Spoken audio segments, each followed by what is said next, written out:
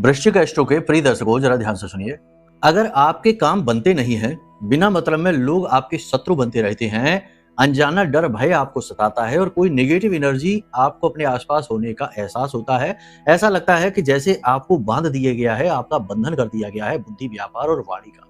तो ये राहु के खराब होने के संकेत हो सकते हैं, क्योंकि राहु एक छाया है, पाप ग्रह है और वह इसी प्रकार के संकेत देता है, अनजाने रोग देता है, शत्रु बहुत अधिक बढ़ा देता है और जातक अपने ही फैसलों से बर्बाद होता रहता है। किसी और की आवश्यकता नहीं है उसे डुबाने बर्बाद करने के लिए। राहु यदि किसी को मारे तो उसे फिर कोई न तारे, ये ज्योतिष की कहावत है। जिसको राहु मारे उसे कोई न तारे, तो यानी कि फिर कोई पूजा पाठ फलित नहीं होती। हर मेहनत, हर कर्म, हर क्रिया, हर एक शुभ से शुभ कार्य का फल भी नहीं मिलता है। तो ऐसे में यदि राहु खराब है तो उसे अनुकूल कैसे किया जाए? इसके दो मार्ग हैं। पहला मार्ग यह है कि कुंडली का आकलन कराइए, राहु किस प्रकार से खराब है तो उसी प्रकार से उपायों के माध्यम से उसे अनुकूल किया जा सकता है।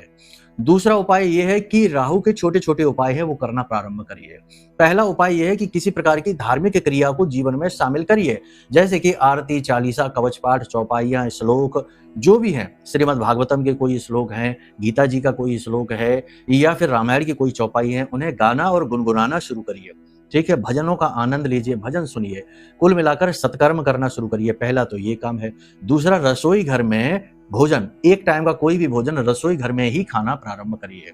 तीसरा, अंडर गारमेंट्स जो होते हैं वो व्हाइट कलर के, सफेद रंग के पहनना शुरू करिए। इसी के साथ साथ सबसे महत्वपूर्ण कार्य यह है कि सप्ताह में 2 से 3 बार, यानी सोमवार को, शनिवार को, गुरुवार को, ये 3 दिनों में कम से कम एक कार्य करिए कि एक काले रंग का कपड़ा लीजिए, उसमें थोड़ी सी नील पाउडर लीजिए, उसी में काले तिल डालिए और पोटली बनाइए और इसे अपने ऊपर से उल्टा 7 बार उसारिए और ले जाकर किसी चौराहे पर फेंक कर आ जाइए। दिन में, रात में, कभी भी आप इस उपाय को कर सकते हैं। रात्रि में करें तो ज्यादा फलित होगा। ठीक है, सप्ताह में 3 दिन आप इस कार्य को करना शुरू करिए, आपका राहु अनुकूल होना शुरू हो जाएगा। ठीक है, सबसे बड़ी बात यह है कि ध्यान, मेडिटेशन भी करिए, अपने मन को शांत रखिए और जो भी मन में विचार आ रहे हैं उन्हें शुद्ध करते रहिए। अशुद्ध विचार मन में लेकर ना आइए, क्योंकि राहु भ्रम है, माया है, अशुद्धता है। जितना आप साफ स्वच्छ रहेंगे, शुद्ध रहेंगे, राहु उतना ही कमजोर होगा, या यूं कहें कि आपके लिए पॉजिटिव हो जाएगा। ठीक है, बात यदि सही लगी हो, ठीक लगी हो, कमेंट में पूरे भक्ति के साथ, भाव के साथ जय मां बगलामुखी जरूर लिखिए। जय माई की।